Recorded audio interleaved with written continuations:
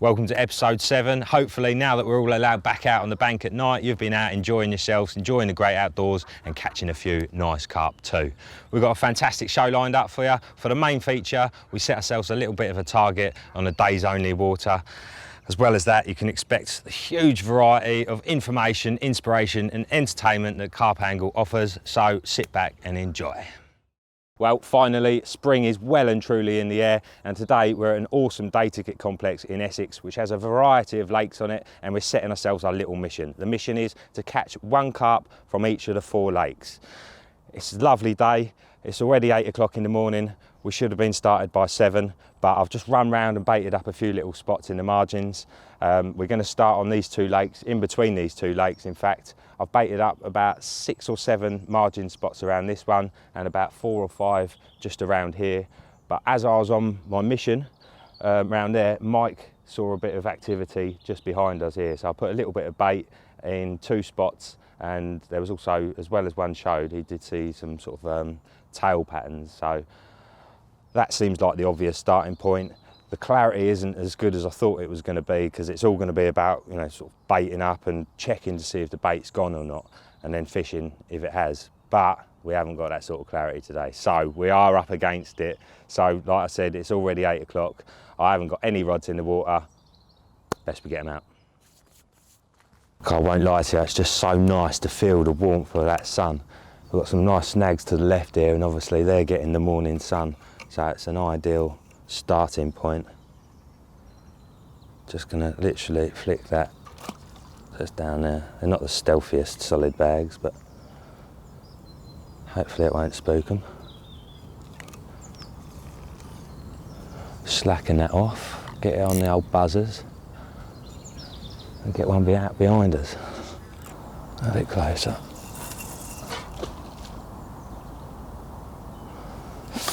Yeah, it's just shit, yeah.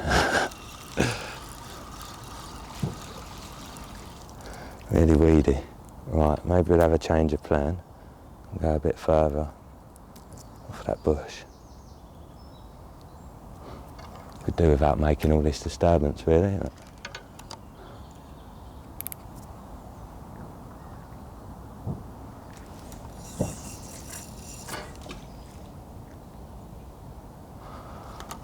Same again, no drop.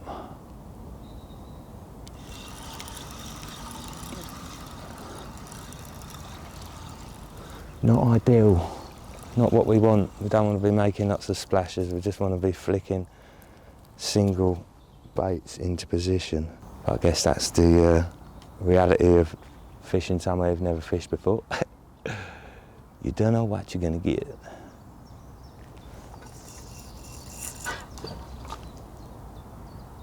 Right, that was a bit firmer. That's good to go, that one. I'll leave that one for half an hour. Hopefully it'll go in that time.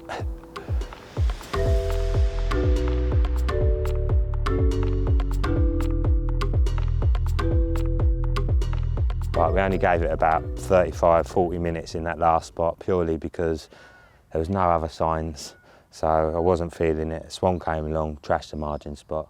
I bloody hate swans. So we've come around to a new area. We're on the same, one of the same lakes that we're on before, but a totally different end. Got a nice little margin spot here, big overhang, which I put a handful of bait in as I passed earlier on. We've also got the main lake behind us, which gives me an opportunity to put a couple of rods in there and one in here. So hopefully we can try and get 1 or 2 of these lakes ticked off the list, because time's ticking on. Dunk. It's nice and hard down there. It's always a little bit tricky to know what to do when you've got no signs and you don't know the lake. So just going for typical kind of features really. We've got corner of islands, corner of a reed bed. There's a bay that goes in behind that. So I think I'm going to stick this one just off the point of the reeds, which is kind of where they'd come in and out of that bay. Well, you'd think so anyway. And then maybe one off the corner of this island, just because, you know, they're obvious patrol routes, and when you've got a little point of an island sticking out, the fish obviously have to go around that point, and yeah, like I say, they can be good interception points. So sometimes you have to play the guessing game. Sometimes it works, sometimes it doesn't. Ideally, we could do with a sign or 2, but for now,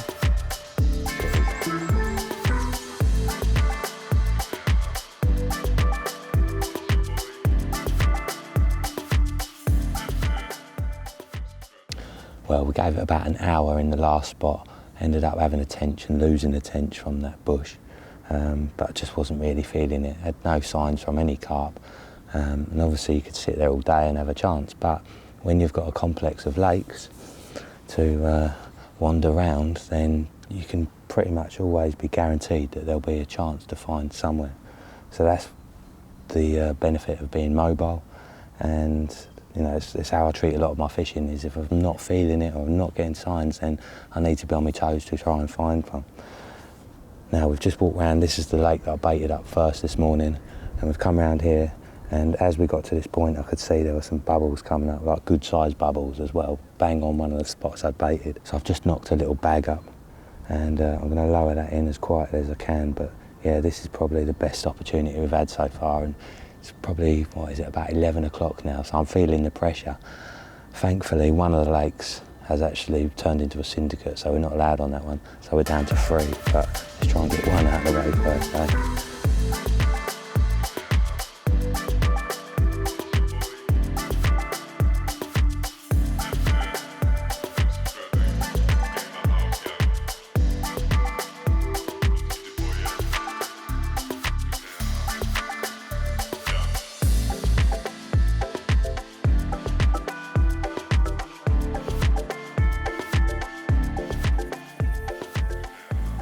Well, we gave it a little bit longer on the other lake at the far end, but no signs other than those few little bubbles.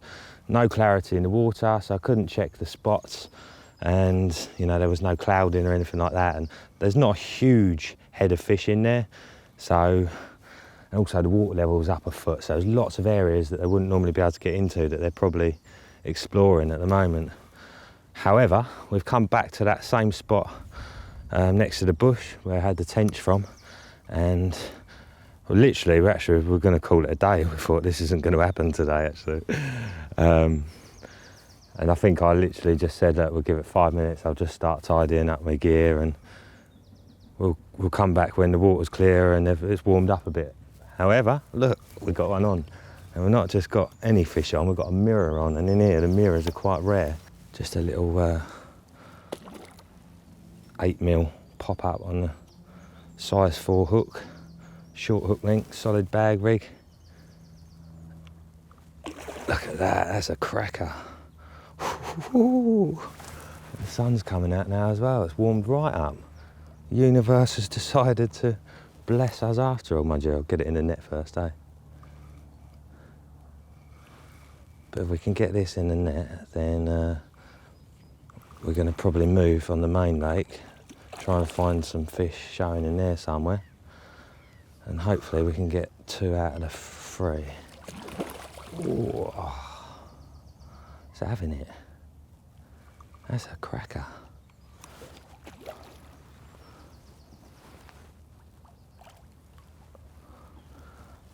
When I first hooked into this, it was acting like I could have just got it straight in the net. He's woken up a bit, he's realised what's going on.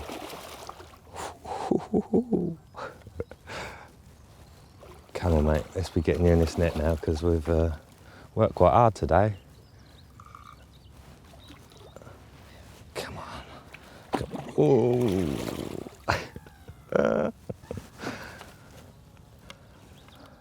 Well, I reckon that's definitely ruined this spot, but it matters not, because we only want one. Yeah, he's a 20, isn't he? It's great fun on these little 6-footers. And obviously when you're being a bit more mobile as well, it's easier to just chuck it on top of the barrow. Well, it might look like I'm milking this, but I'm certainly not. It's good fish, and he's having a good old tear up. Going back for the bush. Right, come on, mate.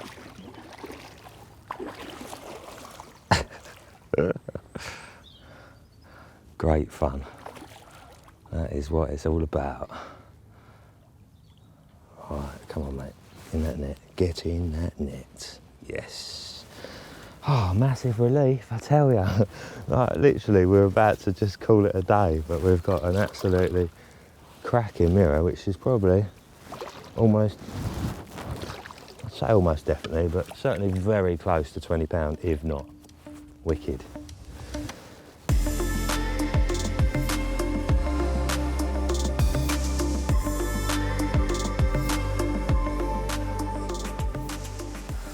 Well, I am over the moon with that one. There's an absolutely stunning creature. What's going on there? Must be a bird. Yeah, one of CHIGBOROUGH's finest mirrors. Like I say, they are quite rare in this lake from what I can gather. But as you can see, it's an absolute peach of a carp. Just as we're about to give up as well. Just goes to show, never give up. Well, obviously now we've had one out of one of the lakes, it'd be rude not to try and catch another one. I think the one that we were on, this Grady Mere, is going to be hard work. However, the main lake has got a good stock of fish, and I'm certain that if we can find some signs somewhere, we'll have a chance of catching one. Maybe on the end of the wind. Let's go and have a look, see if we can find one, and fingers crossed we can get 2 out of 3. But I am more than happy with this one either way. Mega result.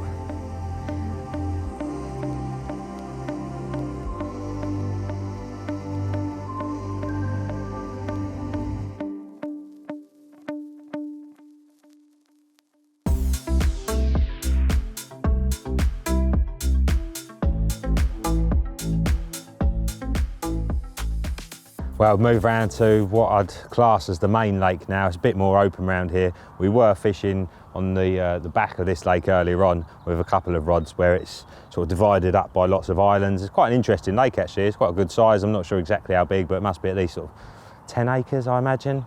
But as I say, this is the kind of open water end. Got a couple of islands out here.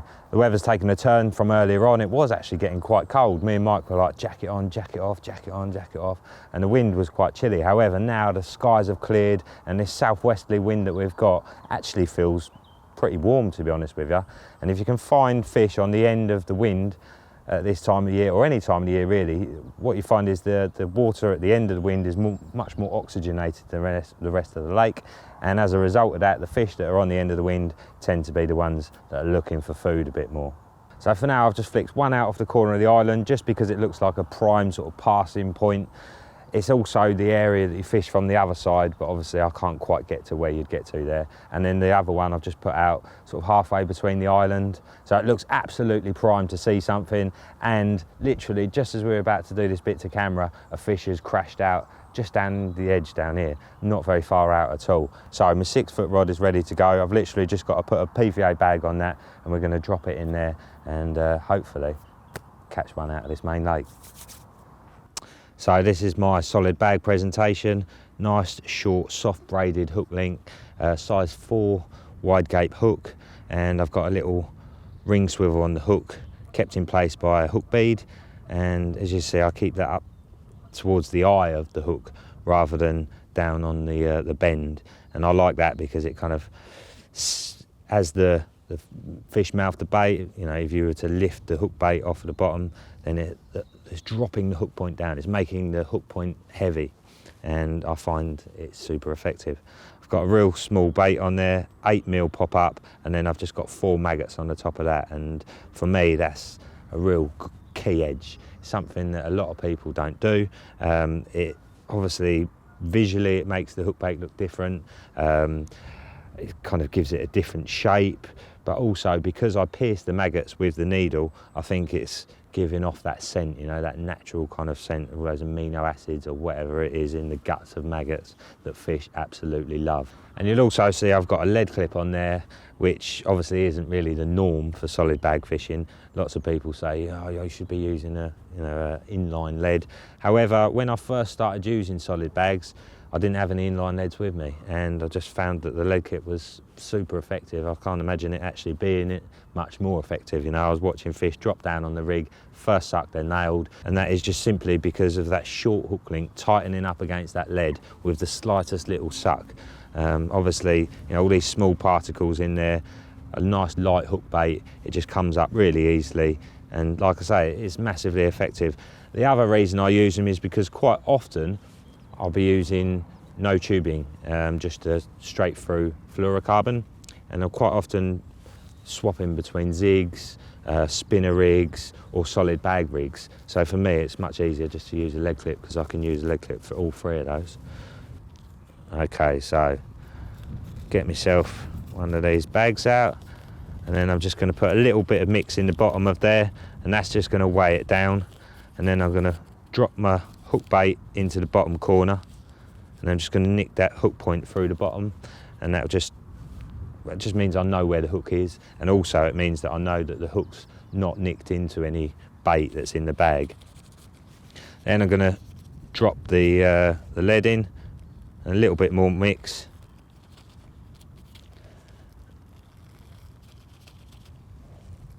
Compact it down a bit. We'll chuck a couple of crushed up 10 millers in there for good measure, and a little bit more mix on top. That's it. Now we're just going to damp the sides and then give it a twist round whilst holding it tight and kind of compact so that it's nice and neat. But we don't need this one super tight because we're only dropping it in the edge, so that'll do nicely. I'll just tuck these corners in anyway, just because I'm being fancy. Right, that's done. A fish boshed out in the edge. We've got to get this on it ASAP, because who knows what might be out there.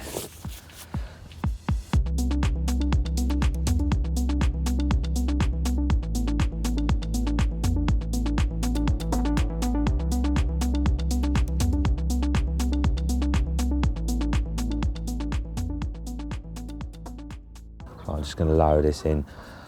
One thing I didn't mention is I've only got a 2-ounce lead in here. I'd normally use a bigger one, but because I'm just dropping this in where a fish has just shown, I want it to be a little bit stealthier than a big old boodoosh. I've also got on there 4.5 foot of lead core, which is something I don't often use, but with a 6 foot rod, quite often you end up in some tight little spaces, shall we say, bit of jungle warfare. And in them situations, it pays to have a little bit of extra protection the last sort of 4 feet or so of the line, just so obviously if it's rubbing against any branches, it's got a lot more strength to it. Right, let's get this lowered in, because a couple of little bubbles just come up then, so something's still around, I reckon. Oh, it landed down lovely.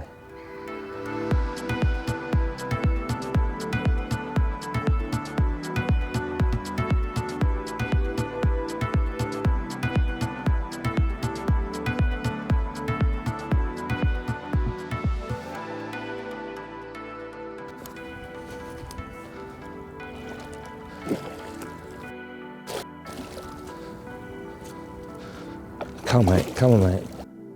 Hell, it's huge. It's absolutely enormous. Come on. Come on. Ah, I can't quite get this.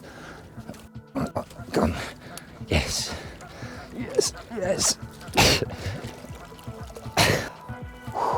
Well, that's definitely a 30-pounder.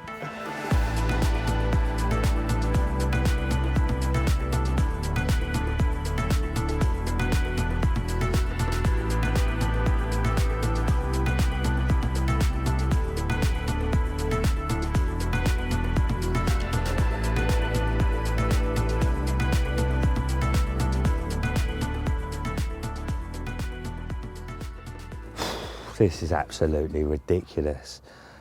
That rod that we just put out down to the right was only there 10-15 minutes, I reckon, and yeah, had the bite, gone down there, and it just kind of kited around a little bit on a tight line, and suddenly this massive common pops up, and it was just, it was an epic battle, you know, with the old 6 foot rod. It's just always fantastic fun. But yeah, this thing is the biggest 32-pound common I've ever caught in my life. It's got a huge amount of length to it. It's got a mega amount of width to it. I'm starting to think my scales are broken, but I think it's been a long winter with not many big fish. But yeah, I think someone came around earlier and he said there's one in here, a big common that's sort of a mid 30. Oh, and he says it's got a little split on its fin. So this potentially could be that, because it's got a little split on his peck. So it might even be the big one. Mega 32-pound going 45-pound CHIGBOROUGH common. He's not very happy, as you can see. Come on, mate, calm yourself down and we'll get you back. Absolutely incredible. Going from oh, maybe we should give it another 5 minutes, then call it a day, to having that incredible mirror and then moving down here to try and find some fish on the end of the wind. One fish showed, dropped a little bag on it, and it's gone. And that just shows you, you know, you can sit there all day fishing these spots that should be the best spots, but if the fish aren't there, you're not going to catch them. Simple as. Incredible. Well, there we go, I'm getting weak. There's the other side. As you can see, he's got them kind of mishmashed scales on the root of his tail, so on the wrist of his tail even, so you definitely recognise him. He hasn't got the best mouths in the world, poor old thing. He's probably had a bit of a tough life, but what a banging old creature.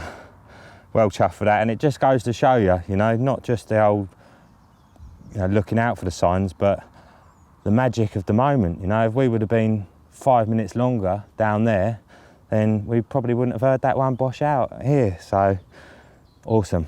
Thank you. Well, I've said it before, but I'm saying it again. This is the biggest 32 pounder I've ever caught in my life. Look at it. It's just obscene. Width of it. Serpent. Right, thank you very much for your visit, Mr. Carp, because you really have made our day. We put a lot of pressure on ourselves sometimes, and we've had a lot of features this winter that we've had to discard because, you know, we haven't had enough fish on there or any fish on there. And yeah, so when moments like this happen, they are incredibly welcome. Thank you very much. Yes. Well, although we didn't manage to complete the challenge today, we're more than happy with the results. To catch those two amazing carp on a day when we thought it wasn't going to happen was just awesome. And also, obviously, we had another couple of hours of daylight. We could have gone down to Scraley and had another go, but that lake is at its best when it's clear. There's some lovely dark fish in there. The water goes gin clear and it's weedy, so it's a super fun place to fish in the summer. So we thought, rather than go up there and try and scratch around for a last minute bite, we'll leave it. We'll come back in a couple of months and we'll have some fun up there. So yeah, absolutely made up with that result. Obviously, it just goes to show you, you don't need to be sitting around for days on end. You can catch them on day-only sessions. However, on that note, we are allowed out again very soon. In fact, by the time you watch this, you'll be back out doing nights.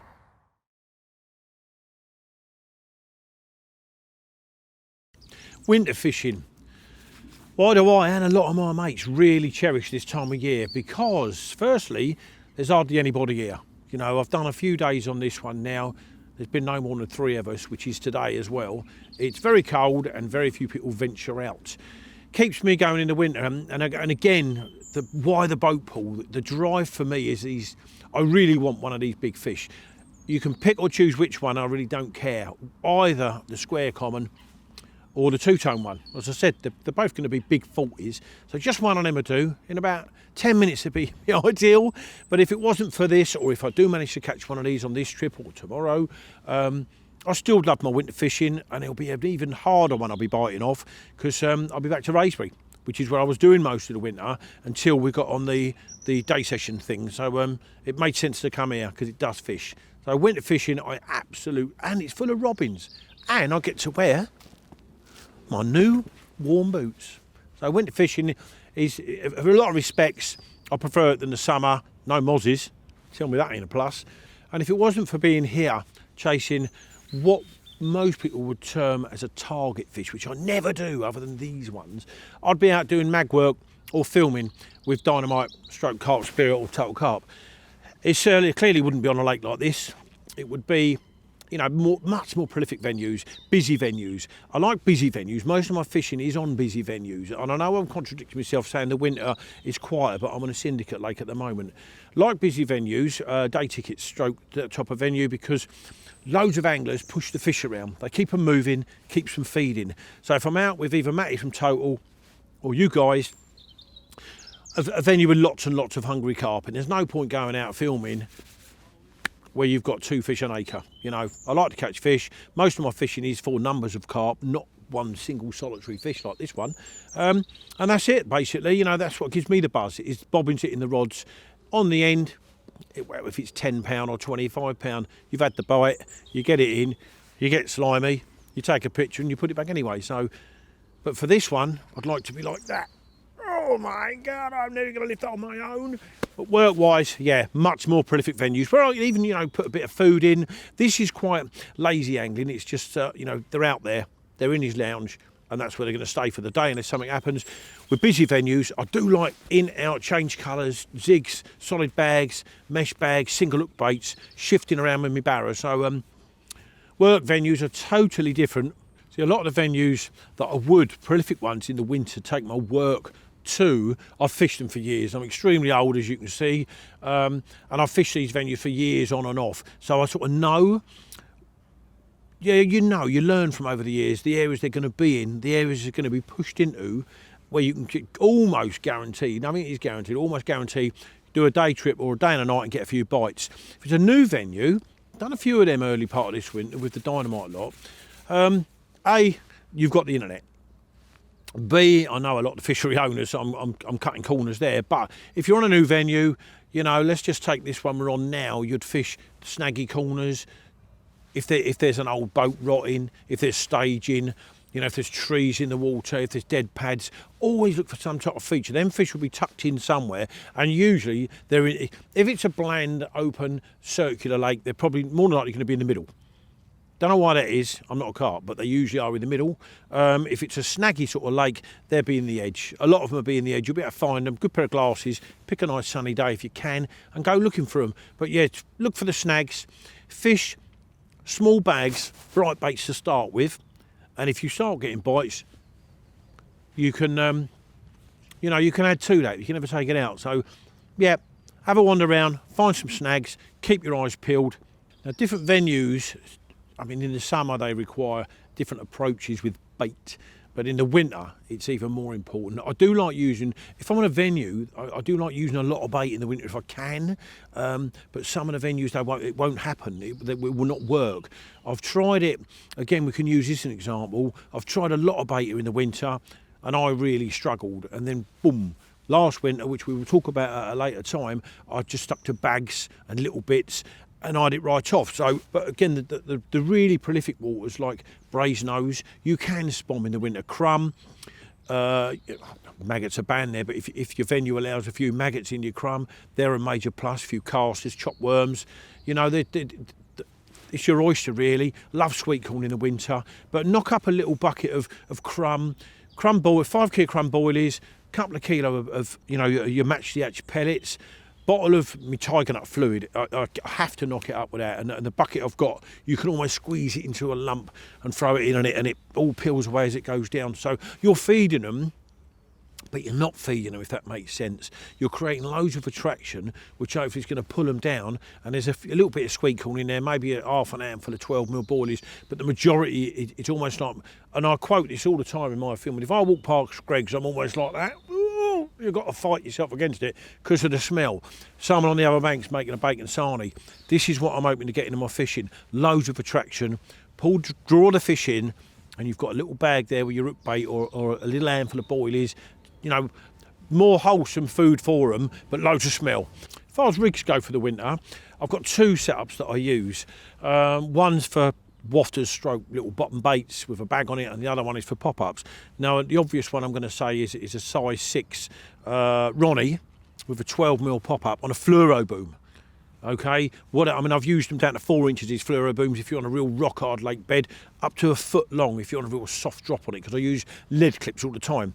The bottom bait rig, and I never ever drop down, and people say, oh, a size 10 hook and all that, and I know mates that do that and they do well on it, but it's always serves me well. A size 4, either a boilie hook, wide gape, or a chod hook on a small bit of braid, a stick halfway down it, heavy lead, and fish. But again, you're choosing the lake bed you're fishing on. If it's a real soft one, I'll go with the Ronnies. If it's quite an hard drop, it'll be a short Ronnie, or the little, I just love little braided hook links. This year I've done so well on them this year, be it here, be it on day ticket venues, be it on Raisby where I've done a lot of my fishing this year. I've had the bulk of my fish have come to these little braided hook links. Baiting, you know, baiting approach, I've done 2 full winters on this one. If I take you back to the first one, which was 2018, 2019, I'd done 20 nights that winter, and I used loads of boilies because I thought, that's how it's going to be. You know, there's loads of big carp and there's lots of 30-pounders in here. I won't be on here long. Nick 2 commons, ta-da, I'm gone. Well, it didn't work that way. 20 nights of using boilies, lots of boilies, little yellow and pink pop-ups. I had 6 fish in 20, and it was cold, and I loved it, but I really struggled. Loads of boilies, loads and loads of boilies. I say 6 fish in 20 nights. You might think, oh, that's all right, isn't it? But 4 of them were in the first 2 nights. Okay, so for the last 18 nights of the 20 nights, I had 2 doubles. 430s in my first trip, and you think, happy days, got this sussed, won't be here long. And the whole winter then was 2 more doubles. Probably 10 nights apart, them 2 bites. So jumping on to the next winter, which was 2019-2020, I thought, I ain't doing that. I'm not going to even bring a spom. The 2018-2019, I also made a lot of time to lead around and write it down in preparation for the next winter. So the 2019-2020 winter, I just bought bags. Now initially, maggots were allowed on here then, they're not now. I started with a mixture, little bags of Monster Tiger Nut crumb, few maggots in it, and a little pop-up with maggots on the top of. And I had to come off of them because the eels were an absolute nightmare. And they're like mini scaffold poles in here. They're great big uns. And I don't want to catch them. I'm not here for them. So I stuck with then, literally, my fluid, knocked up a load of crumb, you know, 4 or 5 kilos, done me the whole winter because I want to use in little mesh bags. Small Monster Tiger Nut pop-ups or hit and runs, and I've done so well moving around the lake. If I saw them at the other end at 1 in the morning, I would move, which I've done several times. I've already got me book with me. 10 wraps here, 11 wraps here, that tree there, so I can drop on them when they're moving and not scare them off. And I've done 20 nights again, and I ended up with, I think it was either 33 or 35 fish for the winter. That, I mean, I thought I was on holiday. You know, that's phenomenal for the summer. So I'm well aware I had a really good winter because all the stars aligned in my favour. But I still didn't get one of the 2 fish that I really, really craved. But I had a lovely winter, loads of big mirrors. In this swim, one evening I had 4 mid-30s, you know, on the bounce. So I was turning up here knowing I was going to get bites. That's the level of confidence I had last winter. And I never ever thought I'd be back again this winter. But the difference between them 2 winters, yes, the weather changes. We can't allow for that. It's how it is. But I've used loads of boilies the first one, as I said. And last winter was just up, move, cast at showers, find the fish, just bags. Worked for me. So there's a lesson there and all. You know, some of these venues you can do that approach, and some you can't. Now, I had a trip over the New Year's, which was freezing cold. We're talking about the North Lake here. And I thought, do you know what? I've struggled with the single hook bait thing. Plus on Raisby, when you're throwing single hook baits about, it's like 16 to 18 foot deep. And you can see how cold it is. I'm rubbing my hands. 16 to 18 foot deep, and you might be hung up in weeds somewhere. So I thought this time I'm gonna use a bit of bait. I've got 3 nights ahead of me, which was over New Year's Eve as well. So I knocked up 9 kilos of crumb, put 6 tins of corn into it, a bottle of me fluid, shook it all around, put it in 2 buckets, started me fishing. Well, I'll jump to the end of that trip now. I used all that 9 kilos. This was 120 yards out. And 3 nights fishing, as I've said, I ended up with 11 takes for 9 fish. Just one at a hook pull, 1 cut me off in the weed, which is standard for Raisby, unfortunately. 9 fish, and on New Year's Eve at 20 to 12, I'd been in bed, tucked up for a while now, non-shivering. Off went one of the rods, lovely 36-pound VS linear. And by the time I'd got Jake up next door, done the pictures, weighed her up, and I was putting her back at 1 minute past 12, and the whole world must have been pleased for me because there was fireworks going off everywhere, and it was nothing to do with New Year's Eve. I'm telling you now, it was all to do with my linear. But that just shows you 2 different venues, and the baiting approach could not have been more different. Little bags here for the winter, really successful, and now I've had a really an amazing winter trip on Raisby, using 9 kilos with the weight of the corn. Probably used about 11 kilos of bait over 3 days. Freaks you out, doesn't it? This would be my 5th day session. Last week I fished 4 different day trips, and it is hard doing the days, you know. In the evening, when you've got your bed sheet, you just crash out. I'm going home, bath, make a couple of sarnies for the next day. You're up again like 2 hours before to join the queue on the gate. So it's hard going, but no complaints. First day, done a bit of filming with some products. Second day for no fish. Second day, put the rods out again. and had 4 of the little escapees, all in quick succession. I ended up with a big round landing net from Vince over here, keeping these upper singles or low singles in it to transfer back into the stock pond. My 3rd day, nothing at all again, but I'm sticking with the area because I'm hoping and praying this is where one of them's going to come from. The 4th day, 11 o'clock, wallop. I've got a proper bite, none of this little escapee thing going on. Proper bite, very, very, very heavy fish, and there was 3 of us standing here chatting when it went off, and I'm saying to the lads, because all manner of banter's coming out with my mates, they're absolutely bonkers. You're not playing to the camera now, because this fish, it just would not come up, and I've got him on. This is the end of my journey, I'm going back to Raisbury, and I even said, and it's not ungrateful, it just blurted out, Vince is on the net, the water's crystal clear, and it's just out, we've all done it, squinting like trying to see this fish. Up pops a mirror, and I even said to Vince, oh, that was a mirror. Now, I didn't mean that, but I did mean it. And then I realised it's a great big mirror. You know, now I know why it was so heavy. It wasn't carrying a tree around with it. It wasn't a catfish. Up it popped. Big Viv. Now, this fish was out. One of the other lads, Ash, had it in November at 42 pounds. So we knew it was going to be over 40 pounds. And that is like, wow, yes. So sorted all the kit out. Vince is there in his big orange wellies, helping out, and it's Big Viv. Now, I had this fish, I didn't know this till we got it on the mat and we can see her properly. I had this fish the same week last year at 36 pounds. Sprung it up on the dials, 42.8. Biggest mirror in the lake, which is totally, it doesn't really matter, you know, but it's still nice to have it, isn't it? So Big Viv. Big Viv, hey, that's a word, isn't it? You want to shout that in a nightclub. Big Viv, 42.5 pounds. So this is my 5th day session. So I had a bit of fun with 4 little ones, and it was a bit of fun. Bobbins bouncing up and down. But Big Viv, icing on the cake for that day. And it just shows you, though, I mean, I'm hoping Big Viv, it's obviously a girl's name, lives in the corner with the big 2-tone common, and we can get him. But all joking aside, it just shows you've got to keep coming. Great, I mean, that fish is massive, a 42 pounder. I will keep coming and doing the days here as long as it takes for either I will catch one of these commons or someone else's, and if someone else does, I'll be back to Raisbury. And if I catch it, I'll definitely be back to Raisbury. So keep your drive, keep your chins up, okay, bring some hot food, some hot drink, just sit through the days. It's always worth it. The longer you're at it, the closer you're getting. We'll end on that, eh?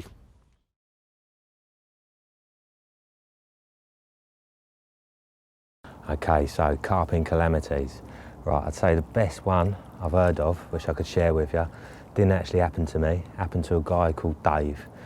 Now let's just say Dave wasn't the sharpest hook in the packet. He was no Kamakura.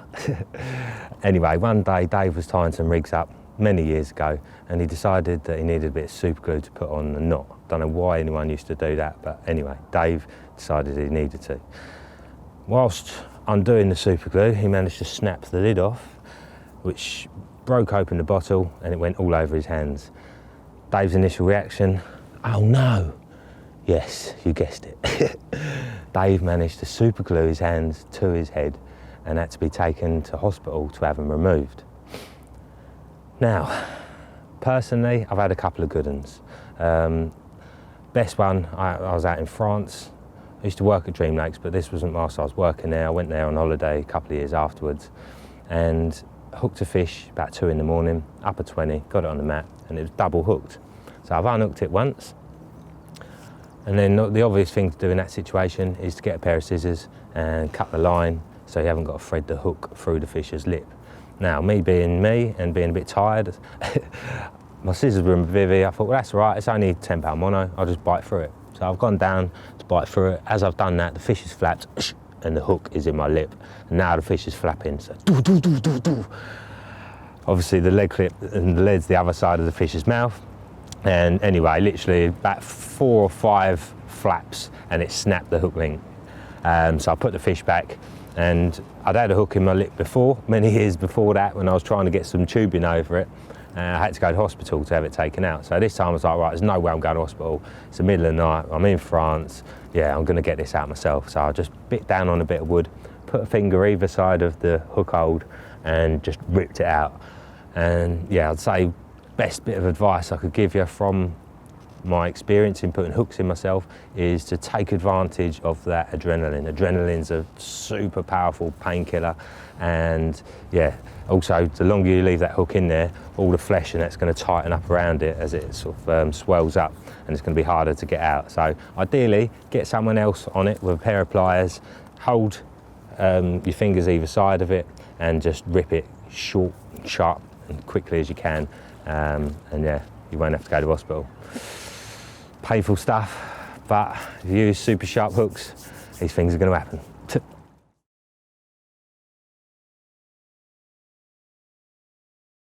So a magic memory, one from recent memory, not catch related, was the first trip I was fortunate enough to make to, was the only trip so far, to Ashmead in Somerset last year. Got invited by a good friend, a chap called Tony Atkins, who has had a couple of trips a year. He had a couple of spaces going on his trip, and I was lucky enough to get invited. It's probably fair to say fishing Ashmead is as far away as possible from the type of fishing that I've been doing for the last 10 years, which is big open gravel pits, fairly low stock venues and stuff like that. And this place is just, it is the craziest layout of intricate channels, bays, islands. I think Mark, the owner, told us there's something like 14 acres of water, but over 9 miles of bank. It's an absolute maze. And there was 1, 2, 3, 4. There was 4 of us on our trip, and a couple of other guys we were actually sharing it there with for the 5 days we were there. And it's the sort of place you go where you get cut off from everywhere. I say fortunately or unfortunately, Mark had to otter fence it years ago. He's got a river running behind him, so he obviously had to keep those out. It was one of his big uns, moon scale, was ottered years ago. Thankfully survived. And so you go into this place and it is like escapism. It was probably one of the first times in donkey's years, on like day 2, and you see I'm wearing a watch at the moment, it's like you take your watch off, it doesn't matter. Genuinely, it's like time disappears. It's like you wake up in the morning, you eat when you're hungry, and in between all of that, you're just walking around looking for fish. And it's probably the only lake I've ever been to where you're almost scared to peer around the next corner as everything is under your feet. And it's like the next set of reeds you look over, or the next corner you walk round, there could be a 55 pounder sat there, or there could be a 40 pound common sat there, or something similar. And it's like you tiptoe around the place and whisper. It's got such an incredible atmosphere, it's unreal. Incredibly privileged to have gone there, and thank you again, Tony, for the invite, because I appreciate it massively. Had a fantastic week. And for the end of it, caught one, which was absolutely brilliant. I know it's a bloody tricky lake, and it is difficult. So I was over the moon to have caught one, but it was actually just the experience of the week and the place. If anybody gets the opportunity to go there, go. It is a unique place, and what Mark has done there and what he's built is absolutely mind-blowing. And I would urge everybody to go and experience it.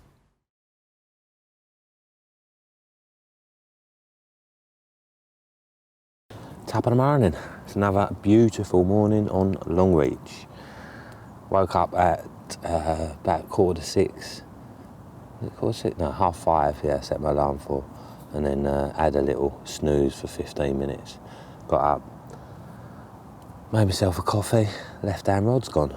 Proper drop back as well, which normally means a bream in it because the carp normally pull like mad. Anyway, winding it in. Hit the surface, kite to the left, thought, hang on, this don't feel like a bream. Got it in, lovely little scaly carp. And then got that rod back out. Within 15 minutes, I had another drop back. Struck into that one, pulling it in. Again, it didn't feel that big, but certainly a carp. And it got to a weed bed out there, which had drifted in the night and had picked up my other line. So that rod ended up picking up the other line. And unfortunately, the fish managed to unhook itself about 25 yards out, just over the other side of the first bar. So it was a bit annoying, but at least I'm pretty certain it wasn't a big one, you know. Obviously not ideal to be making that disturbance at this time in the morning either, with the recasts, but what can you do? It's, as I say, it's a cracking morning. It still looks bang on for another bite. I'm sure there's probably still fish in the area. So, come on the friendly. Or starburst. Yeah, any of them two would be lovely. To be honest with you, any carp in there that I haven't caught would be more than welcome. But they're two of the ones that are on the top of the hit list.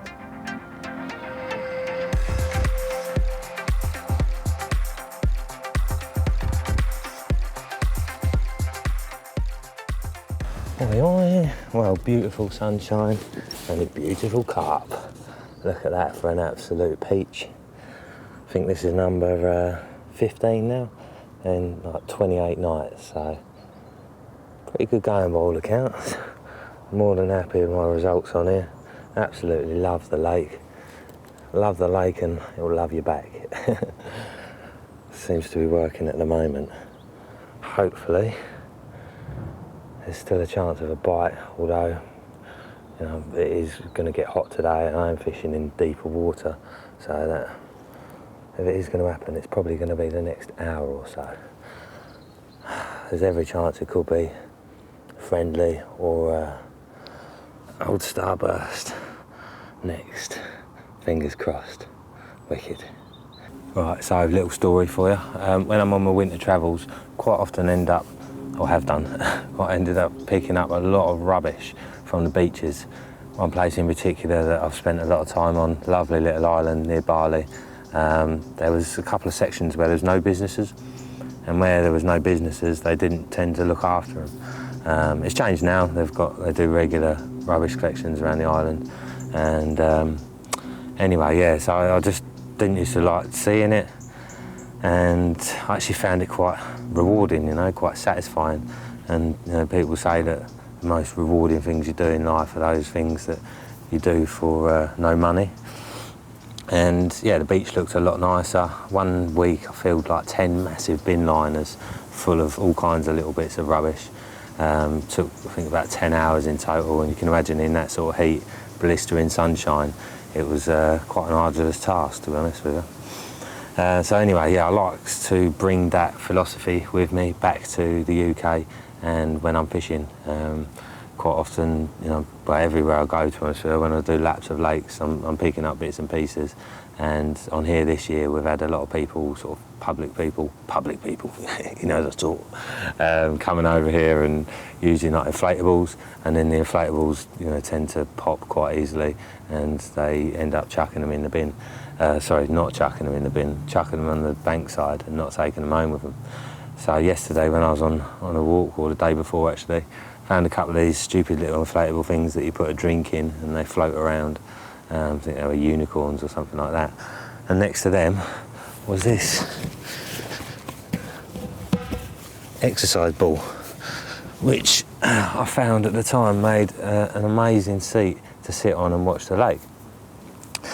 I don't actually know what you're meant to do with this thing, but what I've also thought is, you know, I get quite a bit of backache. You probably noticed I've got terrible posture. Sitting on a bed chair all the time really doesn't help. So I thought, well, that will do to kind of give me spine a nice stretch the other way. Oh, yeah. Yeehaw. Oh, that's quite nice, actually. I think I might just stay here for a bit. Oh.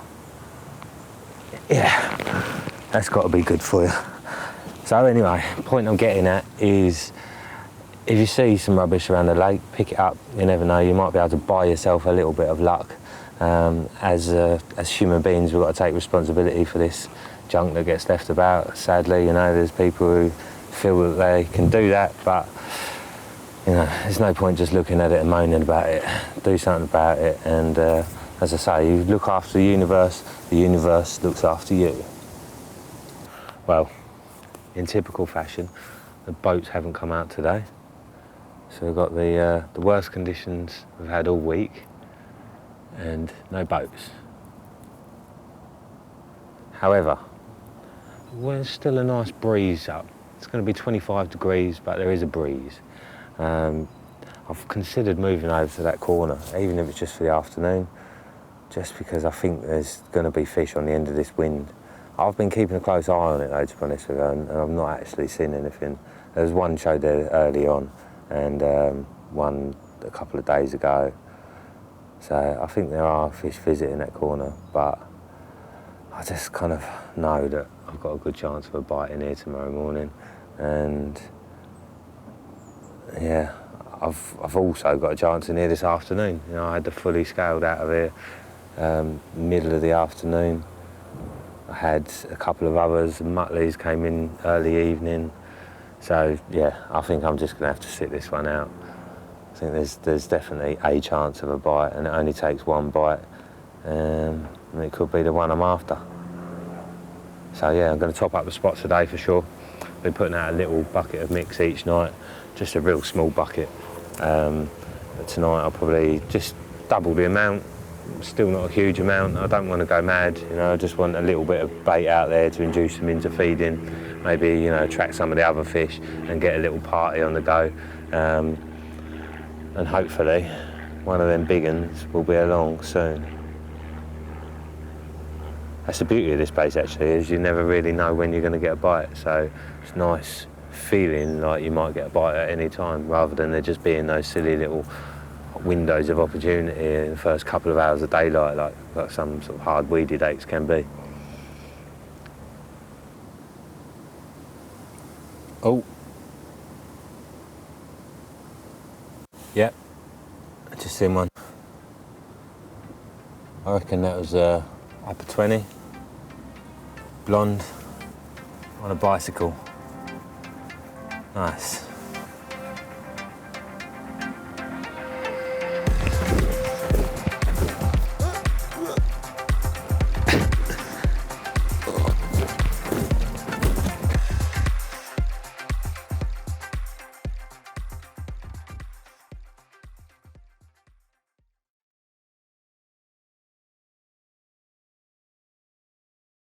We've all lost fish. Some of them doesn't matter so much. Some of them burn and still burn to this day. And yeah, I could list a number of occasions where I've lost a special one and one I didn't want to lose. But a more recent occasion that could have been prevented, I believe, was I joined a new lake this year. I haven't had a ticket for 7 or 8 years, just no interest in joining somewhere in the UK. But what with the whole coronavirus thing and not being able to go on crazy adventures around Europe, I decided to get a ticket and try and get something going, you know, with a bit of longevity, fish it for a whole year. And yeah, really fell in love with the place, completely unknown, no one fishing it. And yeah, after a few sessions, I started to identify the stock and found a couple of big uns. You know, big uns that potentially had never been caught before, certainly off the radar. I managed to lose one of them, a common. Not a lot I could have done. I don't regret anything. There was nothing I would have changed, you know, in the battle. It was just one of them. But a week or two later, I found a real big mirror. And because of life and the fact that I'm trying to document my fishing as I'm going, I'm always super conscious of, there's no point in just hooking it and landing it and you're getting a catch pick. I'm always trying to capture the whole moment. So this particular occasion, I'm up a tree, not a high tree, but it's really, really shadowed and these fish are ghosting in. There's 4 of them, there's 3 sort of 25-pound commons and then there's 1 big one. But they're really uninterested. I'm sort of throwing in bread flake and it's fluttering down and they're really not responsive to it at all. I want to try and get some shots, and to my left there's a real clear area out in the sunshine, and I kept seeing these same fish ghosting over that, and I'm looking at it. I've got one camera, I'm thinking the better angle is to get it onto this clear spot and at least get some nice shots of them ghosting over it. So I've climbed down carefully, repositioned the camera to try and film them ghosting over. I've got back up my tree, like, what the fuck? They're all there, like tails up, and the half a dozen 8 bits of bread that I put down are all gone. As I've climbed up, the 3 sort of commons have ghosted out, but this one mirror is now just circling round and round and round, and he's just looking for another piece. I should have got out of the tree and realigned the camera angle. I didn't. I grabbed the rod, squeezed a bit of bread on there. I cast it out. First time, he's kind of missed it. Second time, it's not a great cast. The third time, everything's perfect and it's fluttering down through the water and he's coming and he's engulfed this bit of bread. I've set the hook and all hell's broke loose. He's busted out from underneath the canopy. Now in front of me, there's 6-7 acres of just solid lily pads. But I'm thinking, no, get the shot, Al, get the shot. So I've opened the bail arm, just let it carry on ploughing through these pads, thinking it's gonna hit something and stop. Gone and got the camera, faffed around getting it level because no one wants a wonky horizon. And I've eventually got back to the rod, picked it up and wound down to it, a couple of kicks and I got cut off. And it was a real big one. That's one that, through my own poor angling, I could have probably landed. Can't win them all.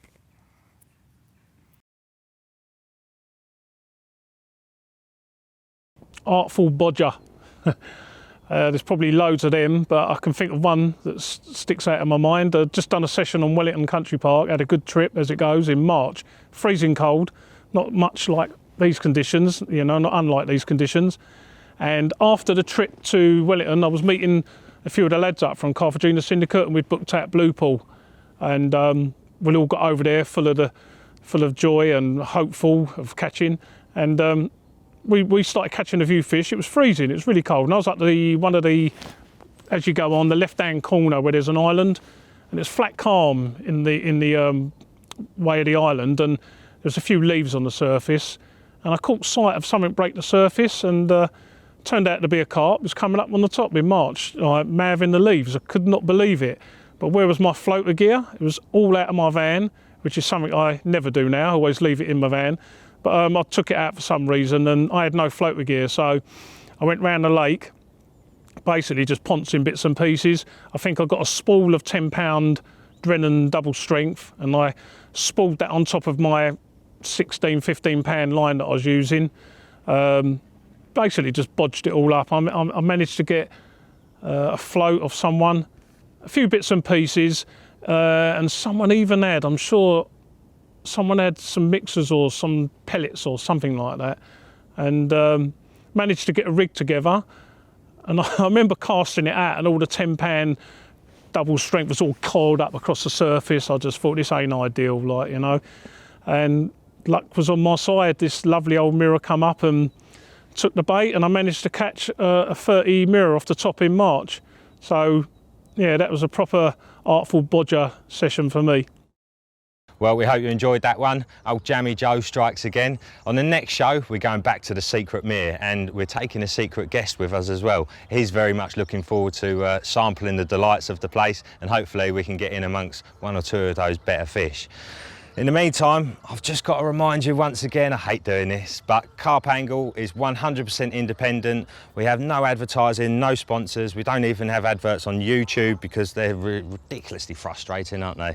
No one likes to see them. However, what we ask is that if you enjoy the show and you'd like to see more, then you consider supporting the project. We're not asking for a huge amount, you know, just a few pounds a month would be amazing. Some people have been putting in more, so thank you to you. But yeah, every little helps. Keep supporting us and we'll keep producing the goods. Thanks again, see you next show.